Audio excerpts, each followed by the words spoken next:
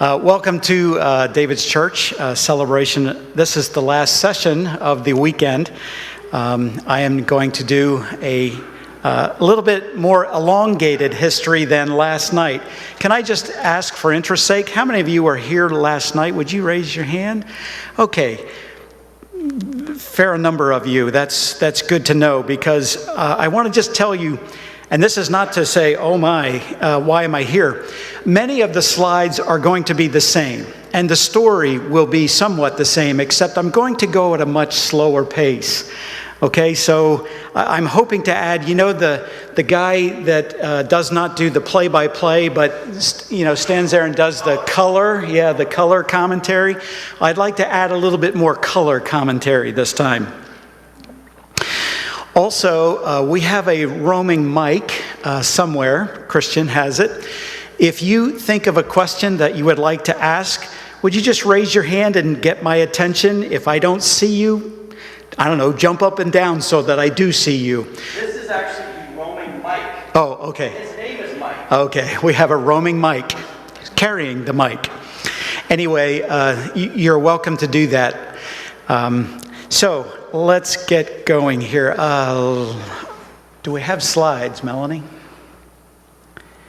There we are. Okay, so you saw this slide last night. Once again, I want to give credit here because this is not all my work. The History Committee worked together in these last 12 months. Stu Trevitz, Joan Hoke, Elaine Cortez, Julie Forney, Amy Smith, Judy Fosnot, and Jill Snyder.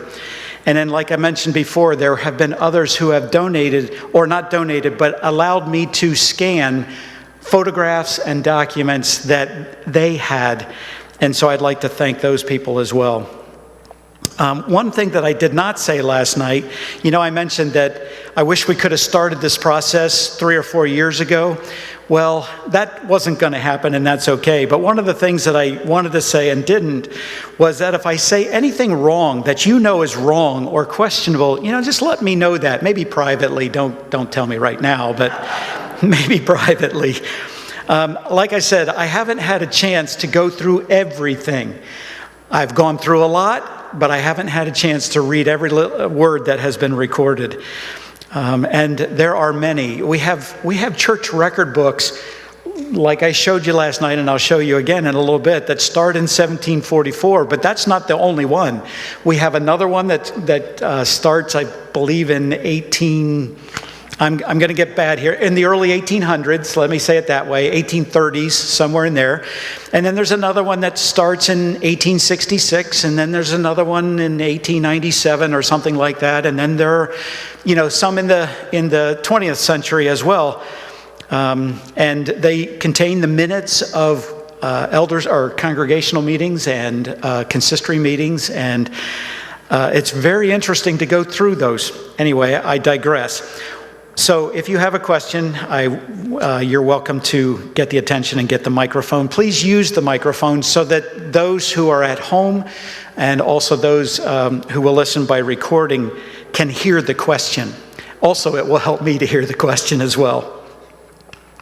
I've already talked about this slide last night, and we've mentioned it numerous times today, but great is your faithfulness. That is the phrase that I want to focus on.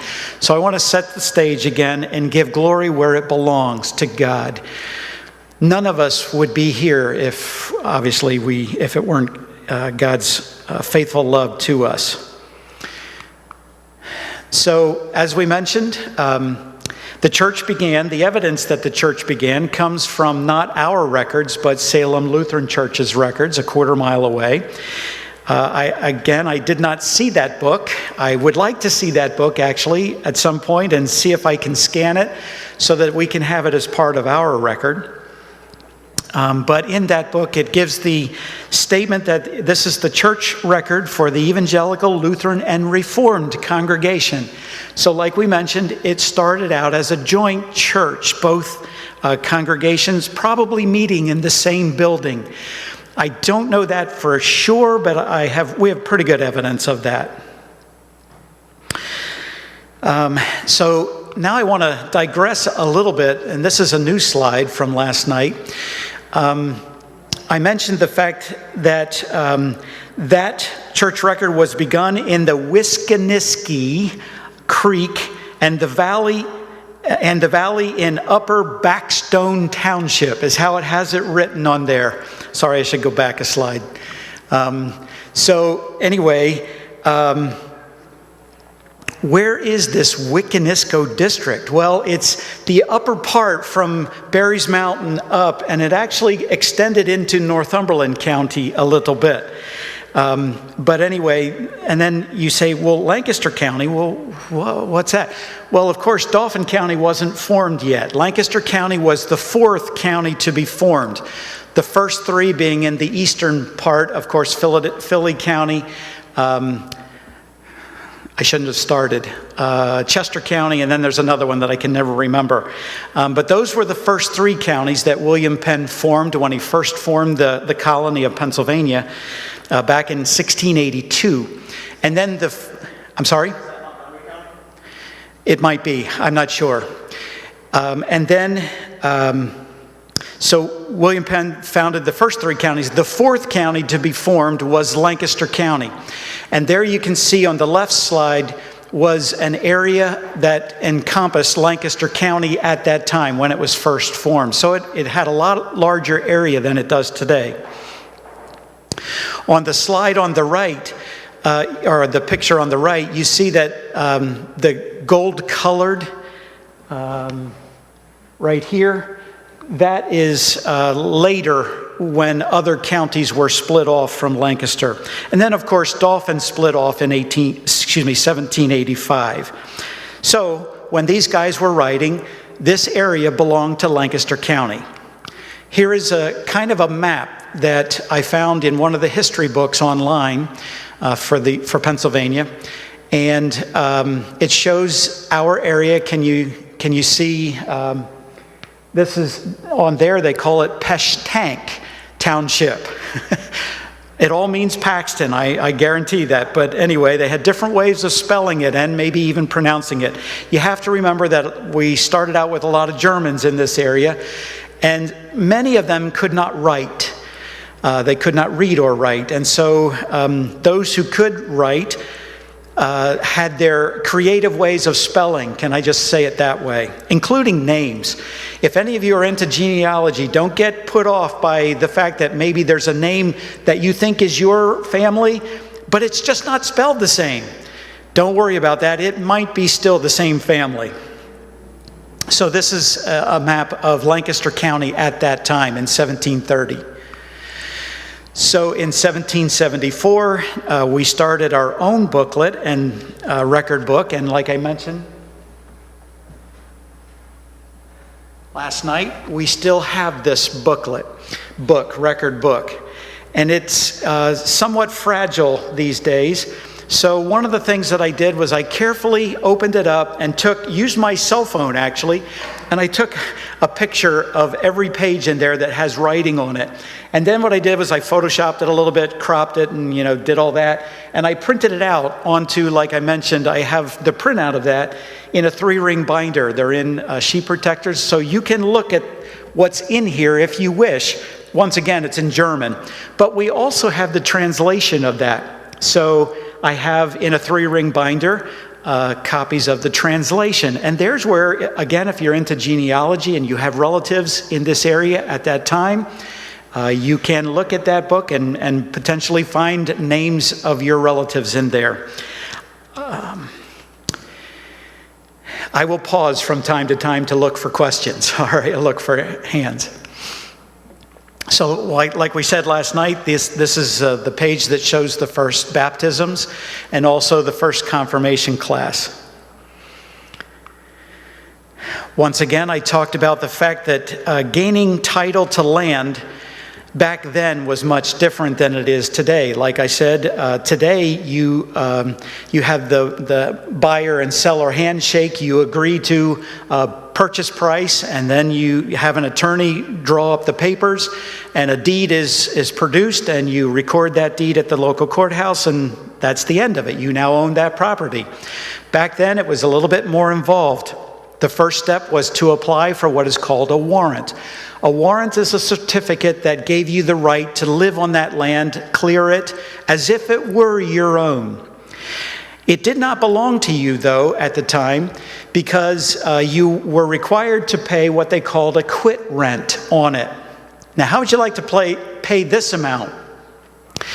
The quit rent, I can't say it, amount was 1 cent per acre of land that you had in your... I'd like to pay that one. Of course, 1 cent back then was a whole lot more than it is now. So this was the warrant application, and I read what was on there last night.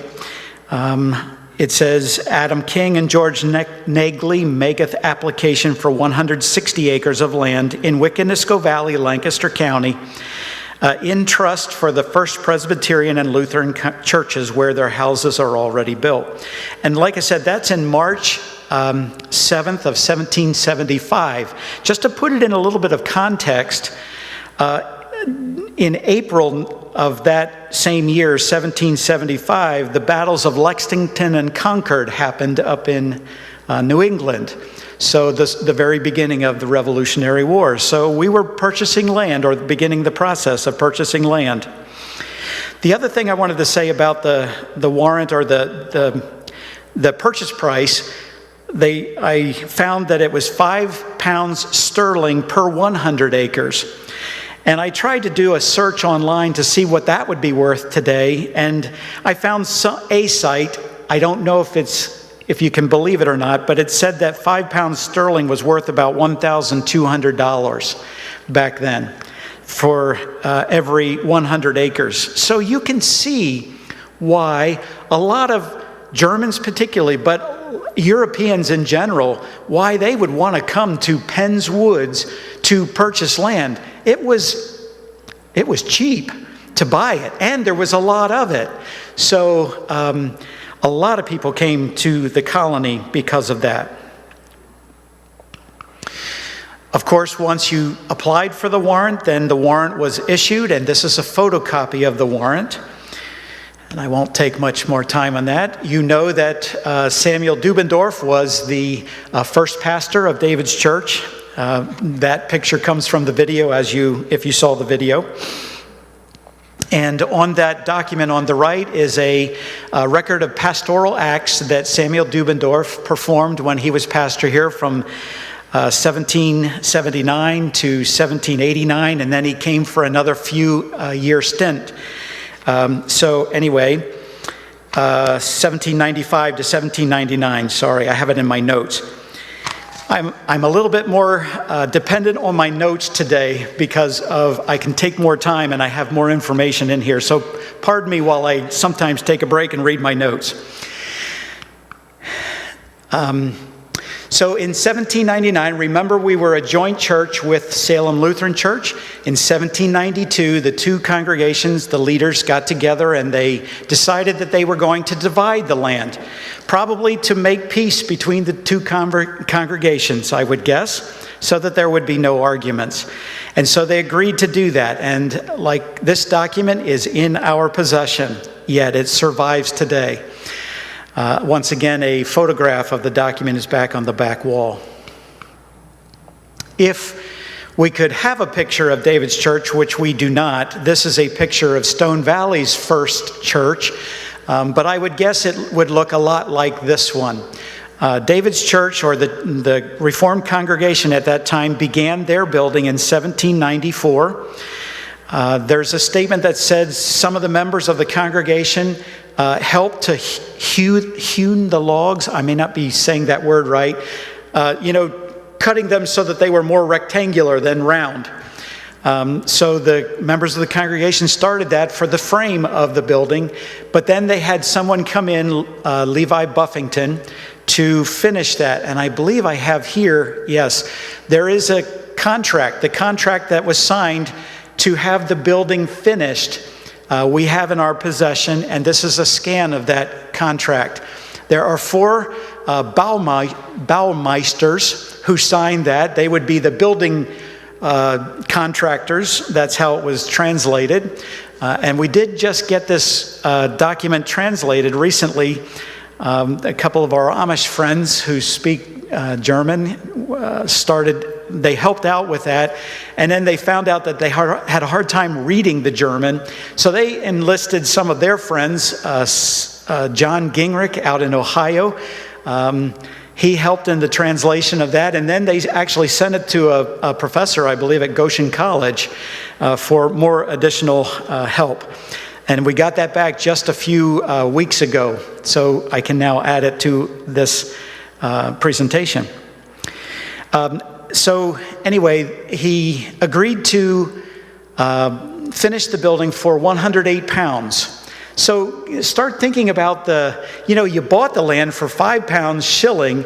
I'm not sure if these were the same pounds, but wow, that's quite a bit more in money to finish the building.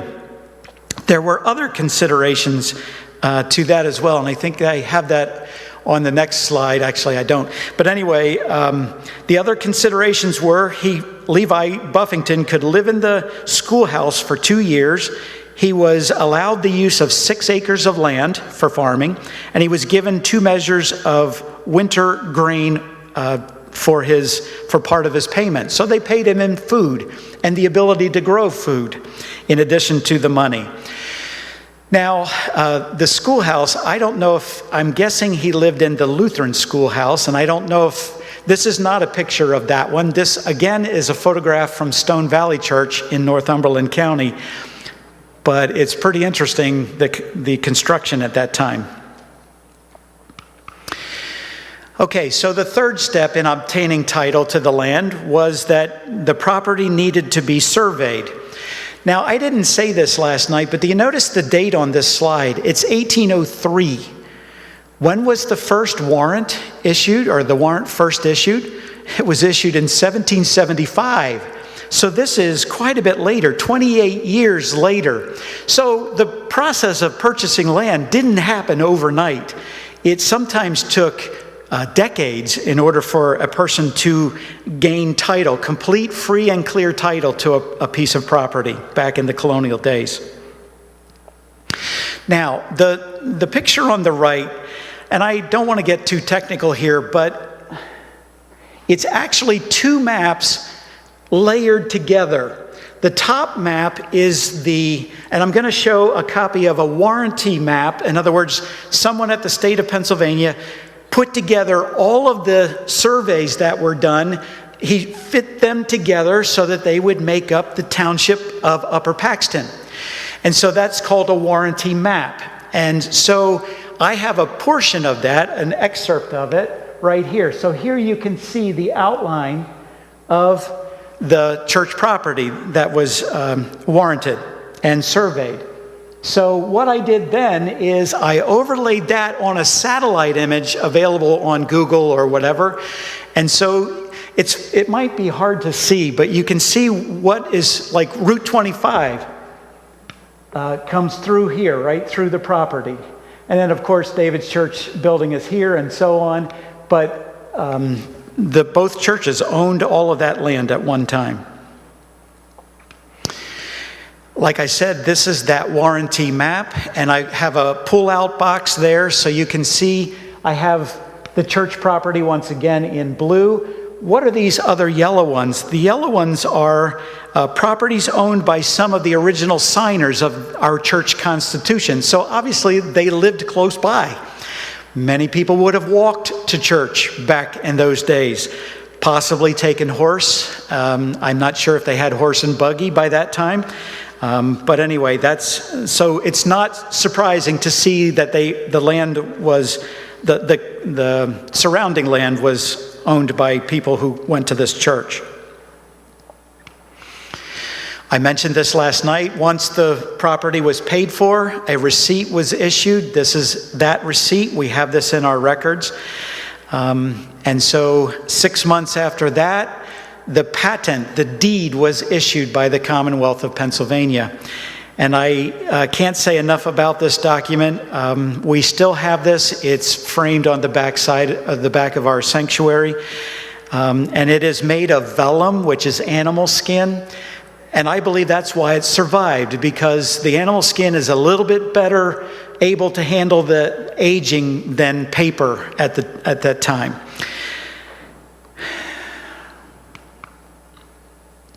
In 1808, just a few years later, you recall the document in 1792 where the two congregations were going to divide the land. In 1808, once they had the deed, and now they had the ability to do with the land whatever they decided, the two congregations, well, now they had the legal ability to divide it. And so they wrote their deed to do that in 1808. And this deed was not recorded at the county Recorder of Deeds office until 1844. I'm not exactly sure why. But if you want to go online, Dauphin County does have its Recorder of Deeds, all the deeds online that you can search if you wish to. And it's in Miscellaneous Book A, Volume 1, page 244, if you're interested. But it doesn't look like this document. Of course, someone at the county would have had to copy the words off of this into their record book. But anyway, it's there if you wish to get it. I showed this slide last night. This shows maps of the property prior. Excuse me, I'm sorry I hit that by accident.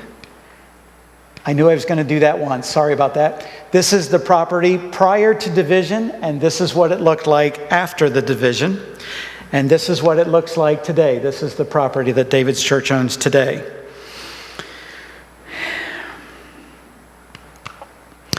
So Reverend Dubendorf, the first pastor, left David's Church in 1799. There were most likely circuit rider preachers.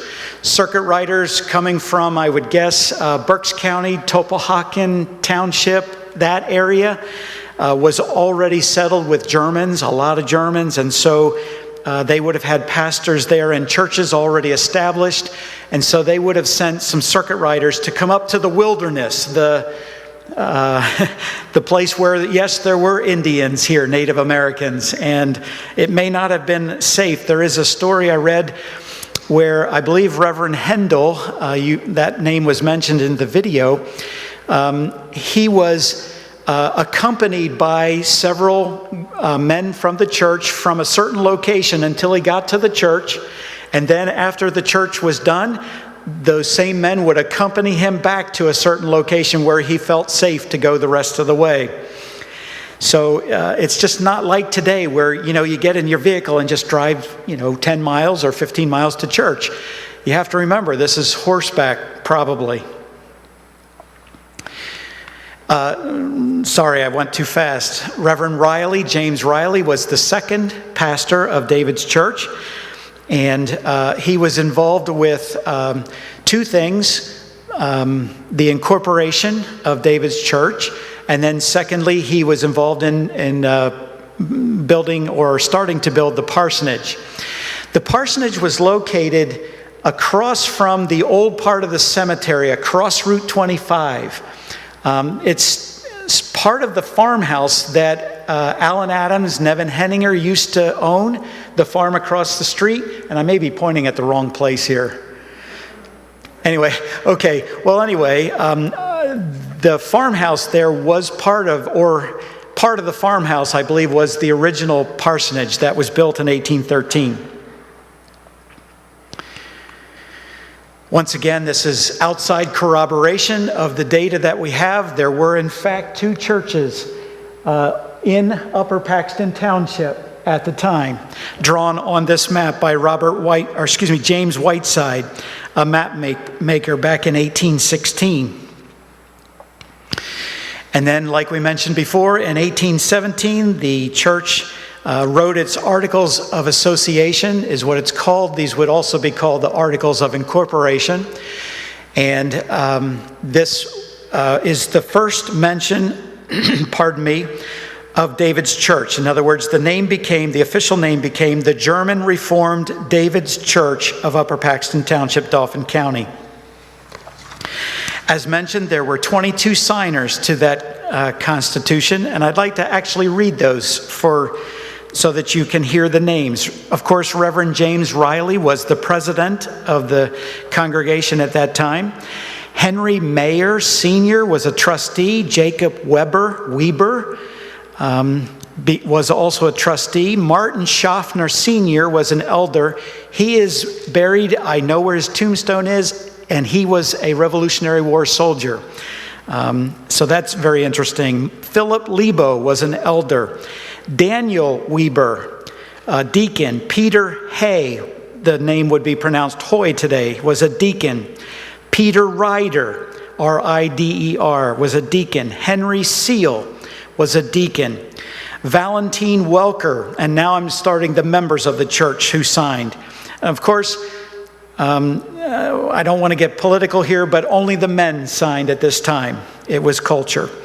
Valentine Welker was a signer. Jacob McLean, Jonathan Nobinger, it's actually Nobinger, N-O-B-I-N-G-E-R is how he spelled it.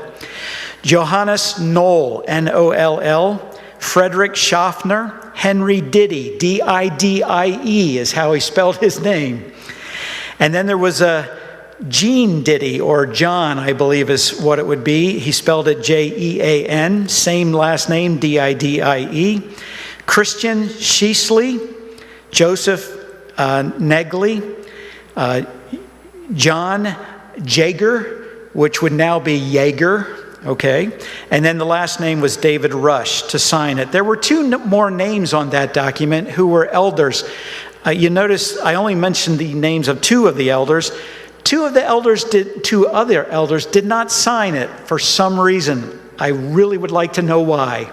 I don't. And I don't know that we will ever know. But their names are listed as Adam Cooper, K-U-P-P-E-R is how he spelled it, and Henry Baumgartner was the other elder to not sign. And I mentioned this last night. Of those original signers, there are probably lots of descendants from those who are in our church today, but I know of these because of a book that was a genealogy book on the Hoys was done. And so Peter Hoy was the ancestor of these people: Stu Trevitz, Ellen Trevitz, Romaine Huffman, Elaine Deppen, Elaine Cortez, David Baer, Joan Hoke, Nancy Wright, DJ Hoy, Fred and Keith Huffman, brothers, Crystal Otlin, and I forgot a name last night, and I'm sorry about this, Ron Hoy also would be on that list. And as I mentioned, there were several of the signers who were Revolutionary War soldiers, although I haven't verified that yet. That's still more research that needs to be done. Oh, I'm sorry. There are the names. I forgot I had a slide. So I'll give you a second to look at those names. I forgot two of them. Adam Meyer and Adam King were two other signers. That was in that last column.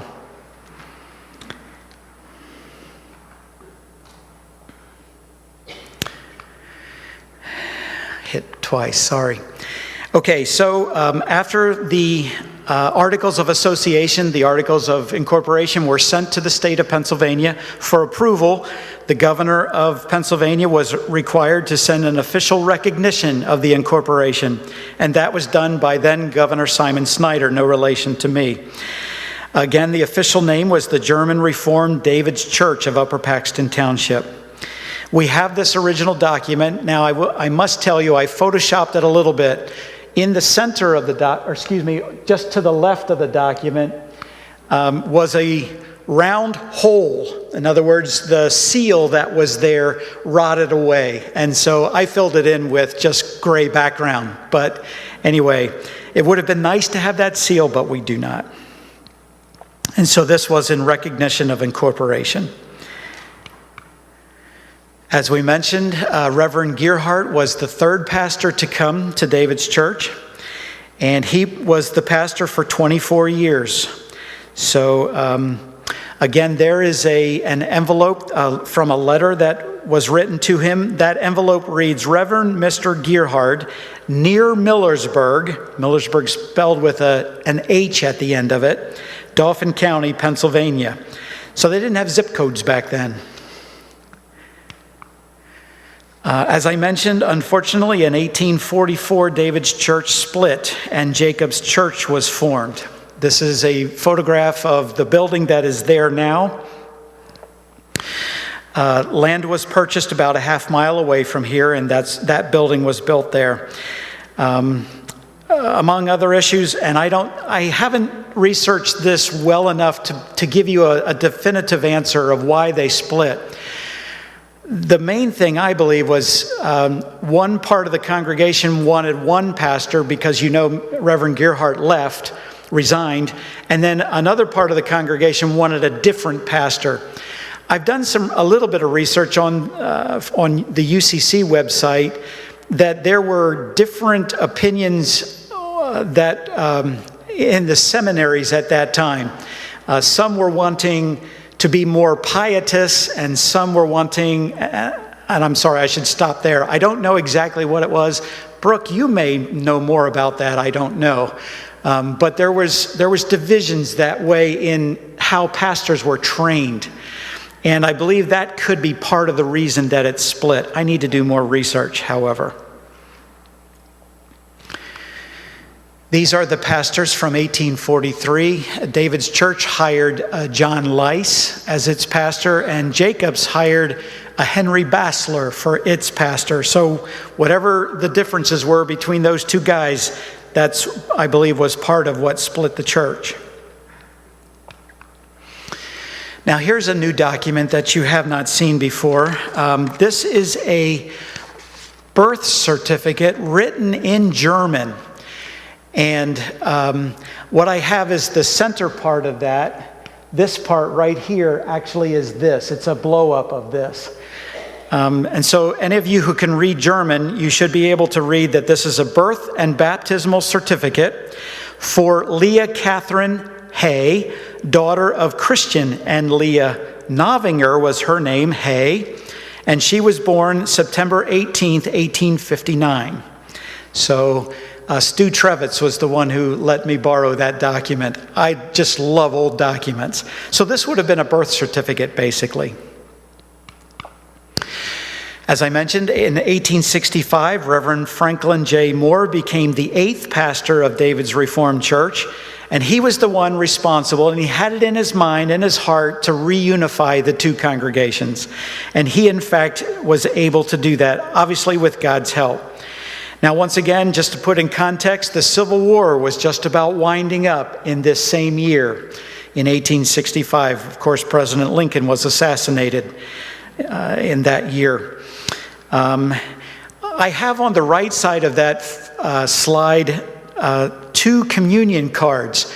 Reverend Moore actually produced small business card size communion cards that if you took communion here, you filled out that communion card, and then I believe you were given it. But for some reason, we had a collection of those, about 50 to 60 of those. And so we still have those, which is kind of interesting. And this is a scan of 2 of those. As I mentioned, Reverend Moore wrote a short 10-page history. It's in one of the record books, and we have that record book yet. And so I took the time and I transcribed it so that I could read it much easier. It's hard to read the script of some of these guys. Even though it's very good and very beautiful, it's hard to read.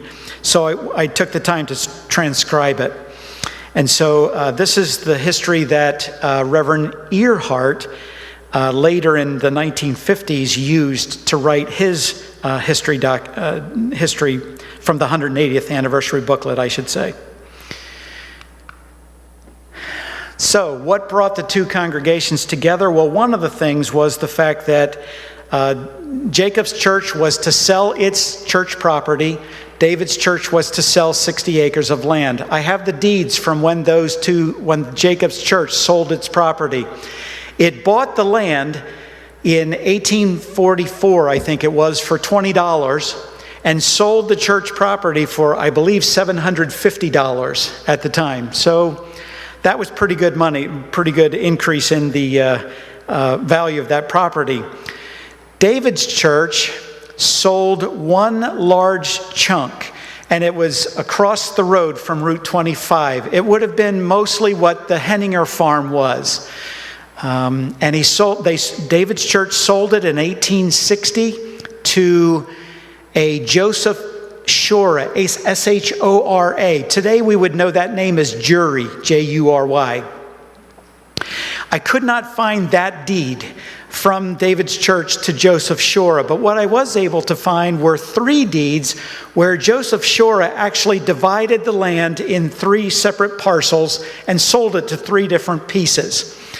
And I won't go into much more than that. The details of this will be in the book when we get it written.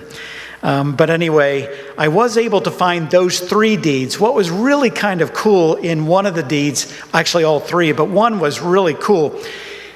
In deeds, there's a section that says, this property being the property that was owned by this person and owned by this person. They go back kind of like a genealogy almost of the property, who owned the property up till that point.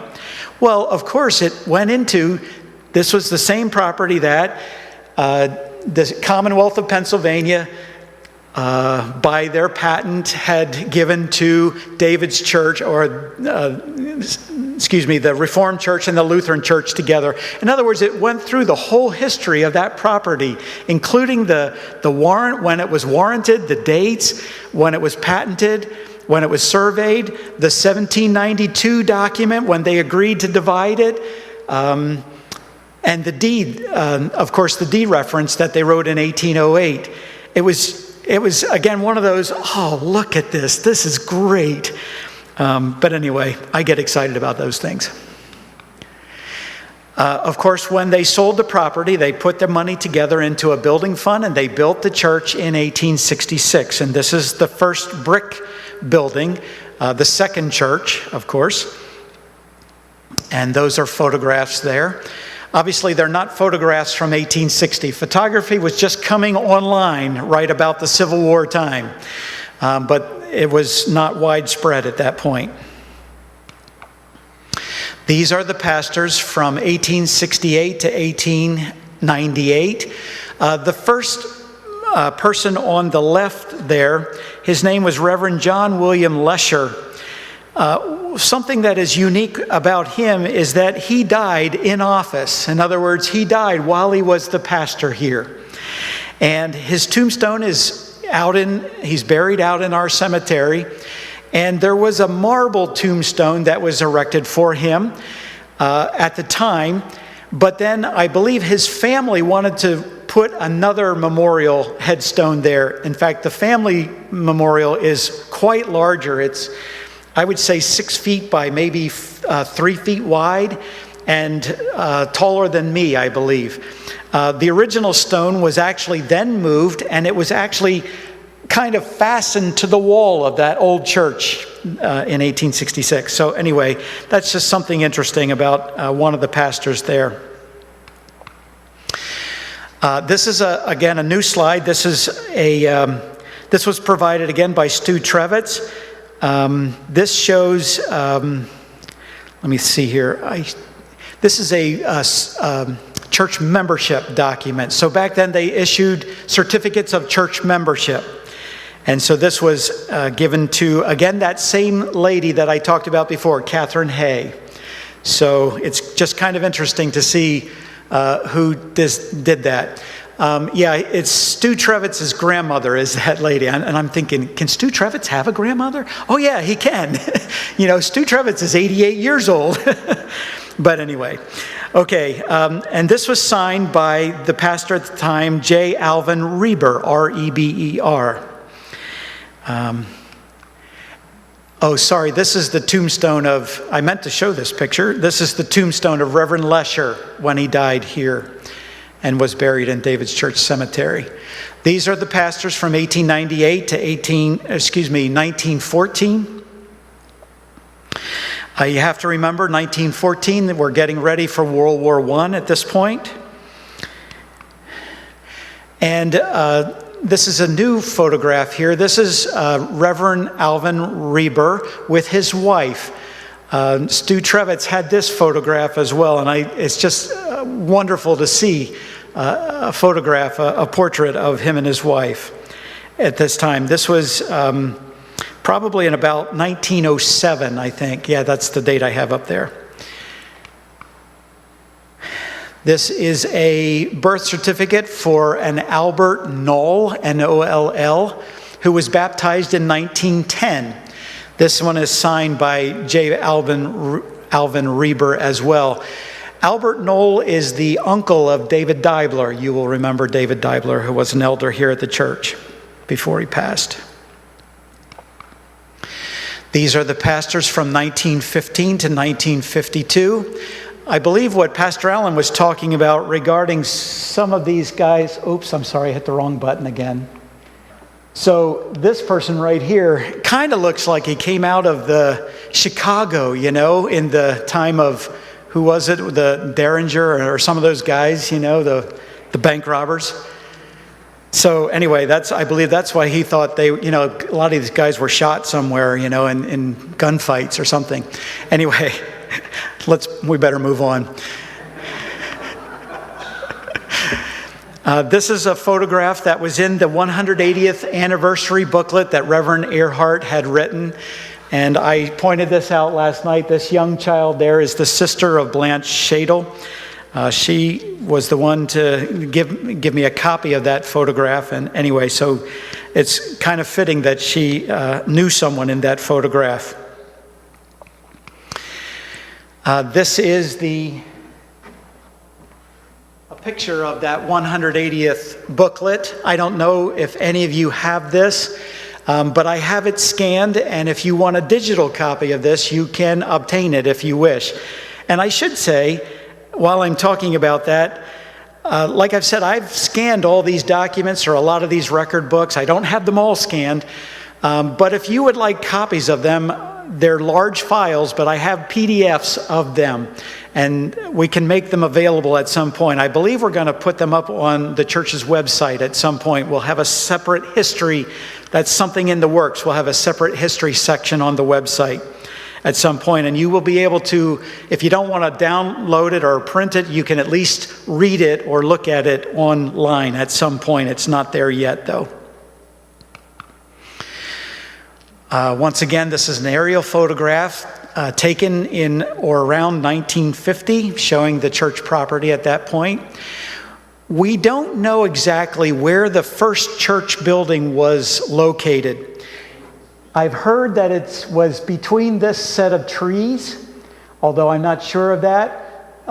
There is a location in the old part of the cemetery where some of the rows are indented. In other words, the back row is long, the second row is long, the third row only goes to this point though, and the fourth row and the fifth row.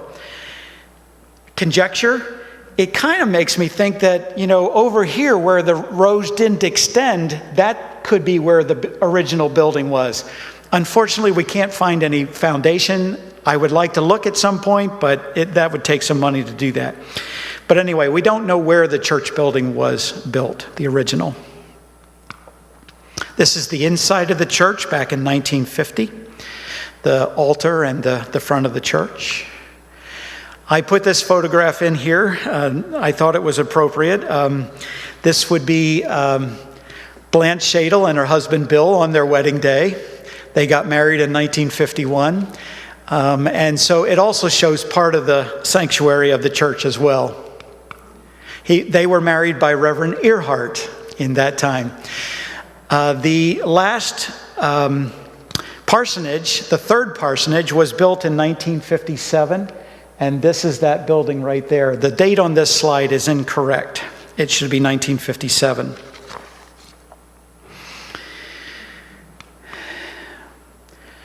In 1953, Reverend Stephen Szabo, came to be the pastor, and then Reverend Benner, whom we met this morning by video. I have a picture there of his installation service, the bulletin from his installation service. And I actually would like to send him a scan of that at some point. He might be interested in seeing it. This is a wedding photograph, just so you see pictures of the inside of the church. This is a wedding photograph of Paul and Nancy Wright. They were married by Stephen Szabo, Reverend Szabo at the time in 1953. Once again, in 1959, David's became, and I'd like to read this paragraph. I didn't have time last night. This gives a little bit more accurate part of the history. In 1934, the Reformed Church in the United States, which was the old German Reformed, joined with a group of churches mostly from the Midwest called the Evangelical Synod of North America to form the Evangelical and Reformed Church. This denomination then united with the Congregational Church, Christian churches in 1957, and that became the United Church of Christ denomination. And so David's church became part of the United Church of Christ in 1959.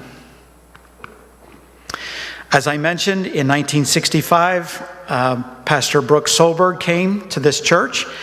And I read this last night, and I'll read it again. Brooke was gifted as, and still is, gifted as an evangelist, speaker, and spiritual leader. And many people had trusted Christ as their Savior, and David's church experienced a time of rapid numerical growth during this time. Also, many in this area can trace their spiritual journey back to the influence of the Solbergs. And we just praise God for your ministry here, Brooke and Ruth. Thank you. This is Bill Nace, actually. You know, I mentioned that he may have been listed in one of the early baptisms in 1774. Well, he's really not that old. But this is Bill and his wife, Julia. They were the first wedding that Brooke performed here at David's church. And so I thought that would be appropriate to put that up there. Brooke this morning gave you a better picture of how the Grove began. It didn't just go from the Killinger picnic to the Grove. There was a little bit more to it than that, and I thank you for taking the time to do that. I don't know if you noticed this, but Brooke was a speaker at the 72nd annual Killinger picnic. And that was in 1968, it says. So in 1969 and 70, a new sanctuary needed to be built because we outgrew the old one. And I say we, I wasn't here at that time. I was 8 years old, but I went to a different church. And so there's an artist's rendition. I do have a photograph that will appear in the book. I didn't put it in the slides because I didn't remember that I had it. One of the weddings, and I'm not sure if I put it in here or not, but one of the weddings that Brooke did was my neighbor, Dennis Myers, and Susan.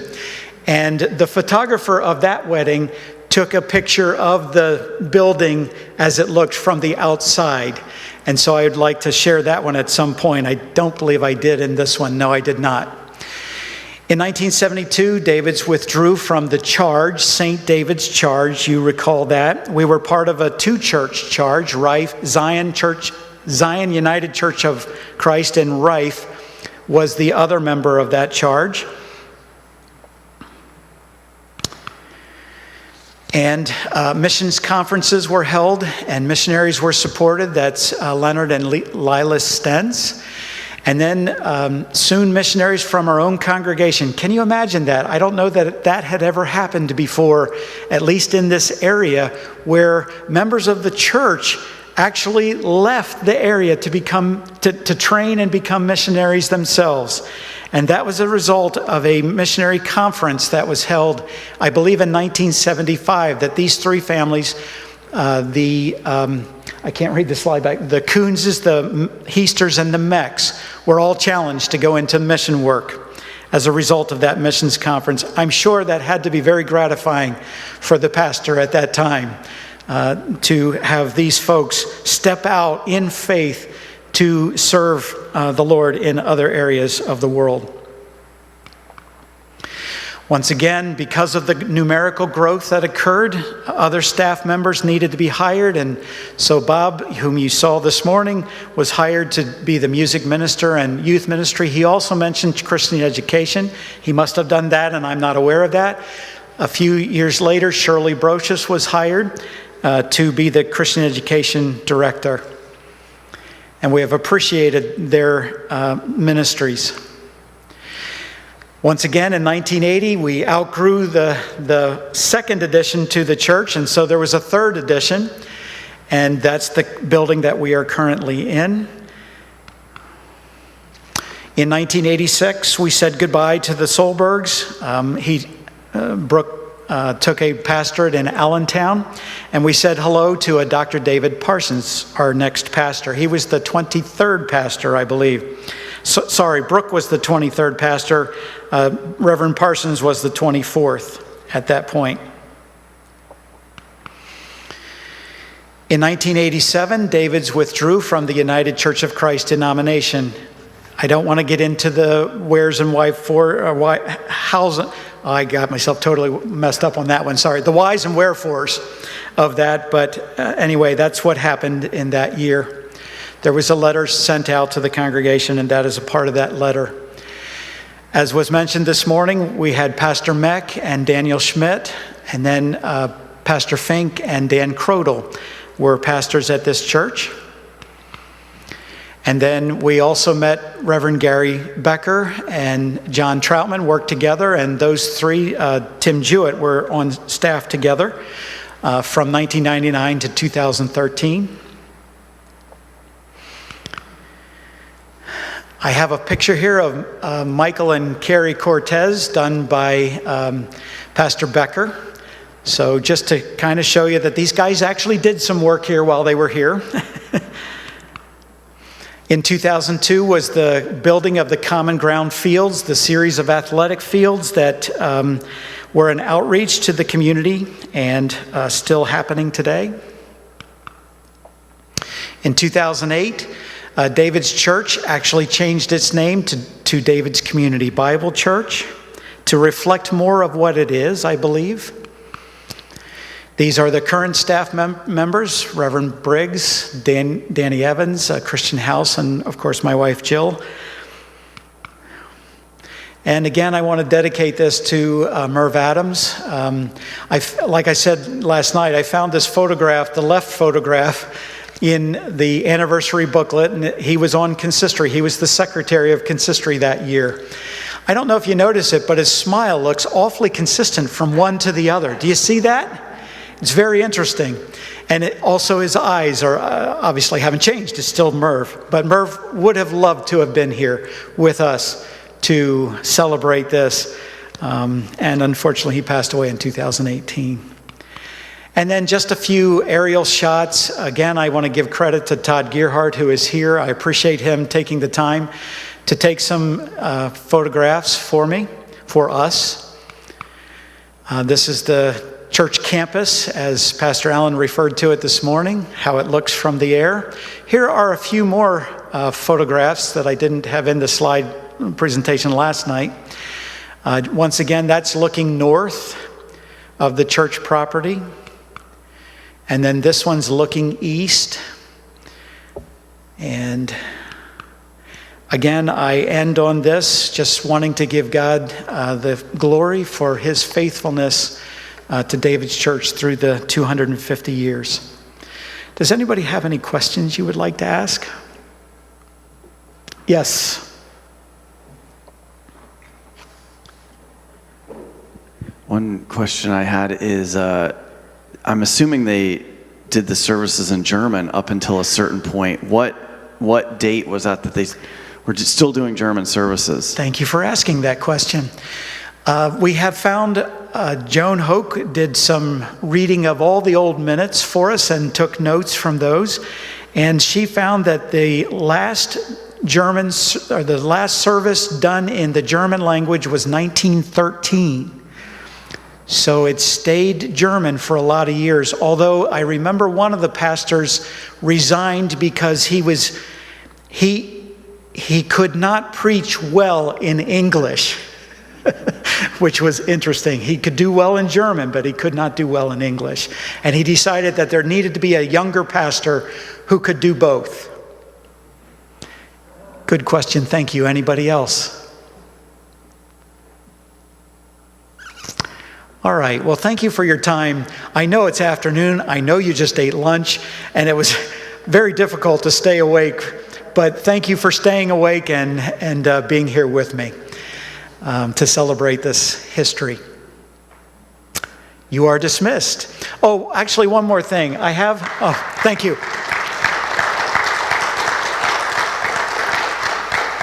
I have some artifacts up here if you would like to look at one. There's one I actually would like to show you. I forgot to do it earlier. As part of the Articles of Incorporation, the church was allowed or encouraged to have to create its own seal. Not the art kind, but a small circle that was stamped into documents. And this was the original seal from 1817. It's a heavy rascal, but I don't see any children here, but if any of your kids or grandkids want to do this, I will make it available to where they can put a piece of paper in there and push it down and create that seal if they would like to have that. But this is that seal. And then on the table up here, I have one of the Bibles it's a very large Bible, very thick Bible that was in the church. It's not one of the original Bibles, I can tell you that, but it's a very old one. It may be from the 1800s. And then I have some of the 3-ring binders if you want to look at those. And by the way, if you ever want to look at them on your own leisure, or you want to come to the church, get in touch with me. I would be happy to set up a time and show you what we have. Our records are now stored up in the balcony, up in a closet up there. And so you are welcome to look at them. That's why we have them. But hopefully you'll be able to eventually look at them online. Thank you for coming. You are dismissed. Have a great day.